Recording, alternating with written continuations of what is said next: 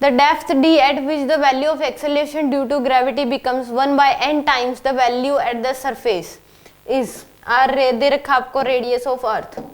तो हमें पता है कि अगर डेप्थ नीचे पूछा है तो उस केस में हमें पता है कि g डैश की जो वैल्यू होती है वो होती है gs 1 माइनस डी बाय में r।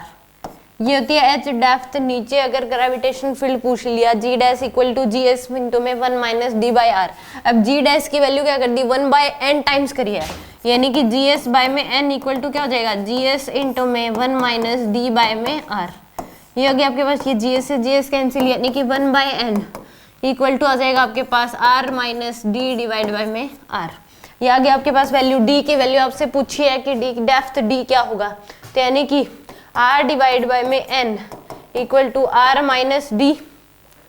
तो यहाँ से d की वैल्यू जो आएगी वो क्या हो जाएगी r माइनस r बाय में n। इसको इधर ले जाओ, इसको इधर ले आए, तो यहाँ से d इक्वल टू क्या हो जाएगा आपके पास, एलसीएम ले लो n,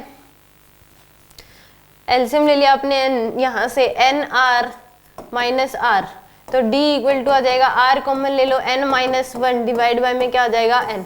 तो आपके पास क्या आ जाएगी d की value n minus 1 divide by n into में r, यानी कि सेकंड ऑप्शन क्या होगा करेक्ट होगा। सिंपल ये फॉर्मूला पता होना चाहिए कि h डेप्थ नीचे ग्रेविटेशन फील्ड जो होती है वो होती है जी एस इंटू में 1 माइनस डी बाई आर। अब g डैश की जो वैल्यू उसने क्या कर दिया 1/n times of gravitation field at surface, तो यानी कि ये जीएस क्या होता है ग्रेविटेशन फील्ड एट सरफेस होता है, उसका क्या कर दिया g/n कर दिया। तो d की वैल्यू आ गया आपके पास r into n minus 1 divide by n।